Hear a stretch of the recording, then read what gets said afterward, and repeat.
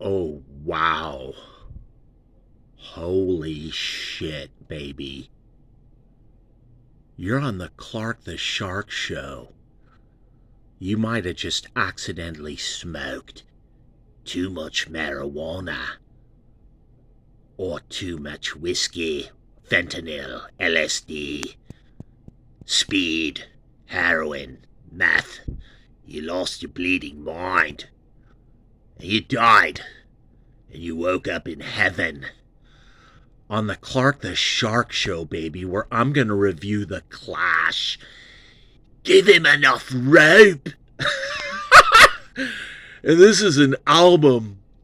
Well, first of all, in 1992, when I lived in Playa del Rey, I had a cassette of this album in my Isuzu truck, which of course I later used to clean swimming pools, of course beginning at A to Z Pool in Torrance, working for Walt, and then later down in San Diego, working for that douchebag. I'm not even going to say his name. But for quite a long time, I was still driving the little brown or golden Isuzu. And it became the pool cleaning truck of Clark the Shark at 1-800-449-8255 on the Clark the Shark show. And I still listen to The Clash. Give him enough rope.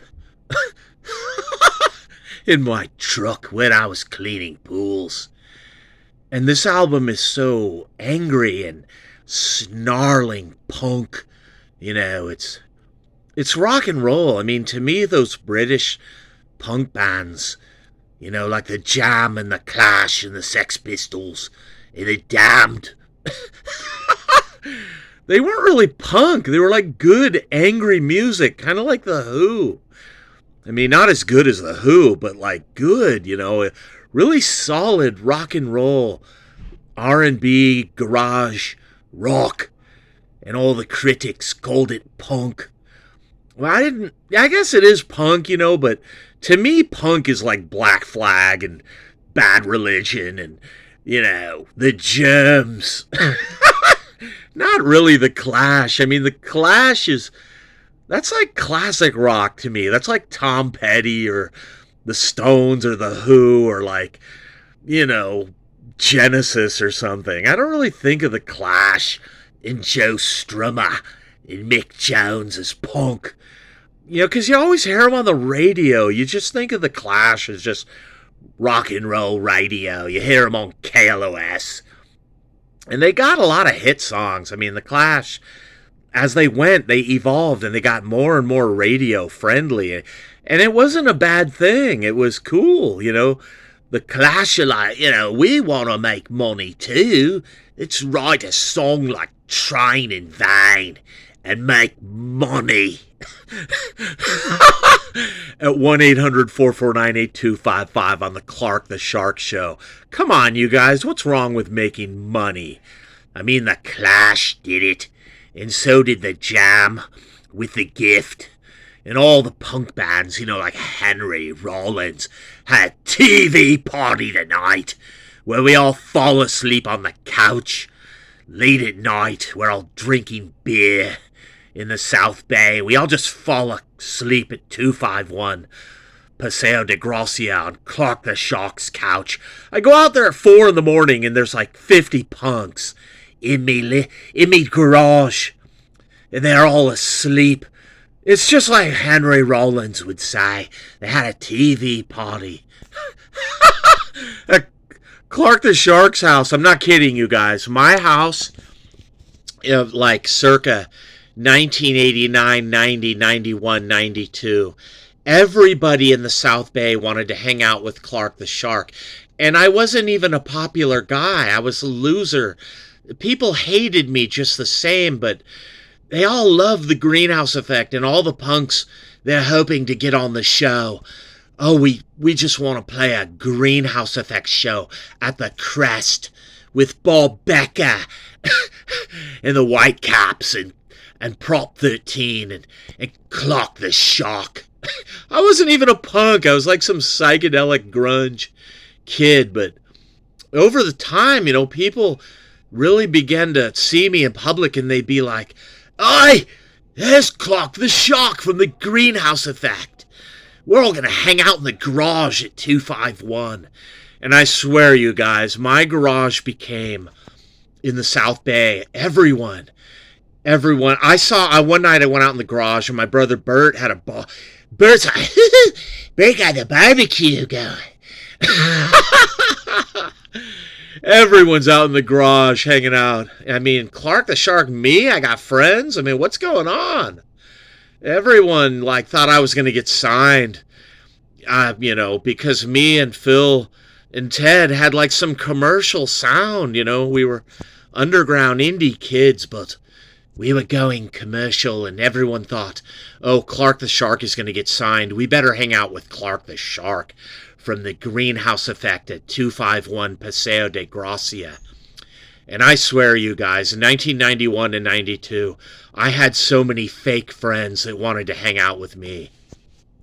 Everyone was there out in the garage. I mean, I see Mark Theodore. Everyone, everyone from Theologian and Pennywise, Fletcher, and everyone, Bob Becker, everyone. They're planning the next show, but they do it at Clark the Shark's garage. Of course, and pretty soon, I walked out in the garage and no one even knew who I was. Who are you? And I'm like, I'm Clark the Shark from GE. This is my house, you guys. This is me garage. I'm the one that listens to The Clash. Give him enough rope. And pretty soon, I just got sick of it and I moved out. And I went to Playa del Rey, where I would live in an apartment, you guys. And out in my truck, I'd go work in Bel Air or go do plumbing with my brother Paulie. And I would listen to The Clash in my truck. Give him enough rope. This album in 1992, where I'm recording all these songs by day. This album should get all 5 stars, but it only gets 3 and 2. And what's going on, Come on, you critics, it's Give 'Em Enough Rope by The Clash. It's a great album and you only give it 3 or 2 star. What did Rolling Stone give it? Oh, of course they gave it 4 stars, because Rolling Stone are just such geniuses. At 1-800-449-8255, but Safe European Home. It's awesome! I love that song. You're just greeted by one of the greatest songs by The Clash. Great song by Joe Strummer and Mick Jones. English Civil War, of course. I'm not wild about that traditional song. But it's alright, I guess. Every time I hear this song, I'm like, give me a better song like Tommy Gun. I love Tommy Gun. It's killer. The drums. I love a tight snare. The tight snare starts out this song. It's bloody tight. I love Tommy Gun, man. I love side 1. And Julie's been working for the Drug Squad. I love it. It's so true, Go to the South Bay and there's always a girl like Julie. Snarling girl working for the drug. She's just drug stabbing with a drug squad. I love it. And, if there's a weak song that I kind of hate on side 1, it's Last Gang in Town. But it's still really good. I love it. It's snarling. It's cool, I guess. Just like English Civil War. I'm like, this song is boring. Give me some better punk rock by Joe Strummer and The Clash. And on side 2, you guys, this album gets incredible. Guns on the Roof is like the Kinks and the Jam with the snarling guitar. I love Guns on the Roof. Buy this album just for Guns on the Roof, because you guys are going to love side 2, Drug Stabbing Time. It's fucking awesome. But my favorite song on the whole album isn't even sung by Joe Strummer. It's sung by Mick Jones, and of course it's track 3 on side 2. Stay Free. Fucking the most killer song. It's like the Jam. Oh, it's better than the Jam. I love Stay Free. It's more pissed off than Joe Strummer could ever be. Mick Jones is really pissed off. He's so pissed off with his snarling. Oh, the guitar. Both guitars are snarling. You think Social Distortion is snarling. The Clash are much more angry British. They're stuck in this miserable, dank squalor. I mean, they're probably millionaires by now. But the Clash, Joe and Mick are acting like they just got to stay free because it's drug stabbing time all around us. We live in the gutter in London. It's just so bleak and all these rich people are so arrogant. Well, you guys ought to see the rent now in L.A., Joe and Mick. Check it out, the rent is $4,500 a month. You think you got drug stabbing time? Then stay free. Come to L.A., Redondo Beach. The rent's $5,000 a month, you guys. At 1-800-449-8255. In 2023, I think Joe and Mick would have hated the rent in Redondo Beach and Torrance because it's $5,000 a month. And we got people from Ukraine and India living here. A bunch of cheapskates. You got 9 people all living in apartments in Torrance and Redondo Beach now in 2023. And we got these rich Republicans, conservatives who listen to Sean Hannity and Fox News. Bunch of damn bloody cheapskates with their rent is $4,500 a month. And Clark the Shark, I can't even afford a home. I'm just homeless living in a bedroom with me wife here near El Segundo and Western, out in the hood. I'm the only white person. It's all black people. At 1-800-449-8255. It's been years since I've even seen a white person. But All the Young Punks, it's my favorite song. I love All the Young Punks. Killer. This is snarling, angry punk rock. Side 2 of this, man, is fucking killer. Check out Sandinista.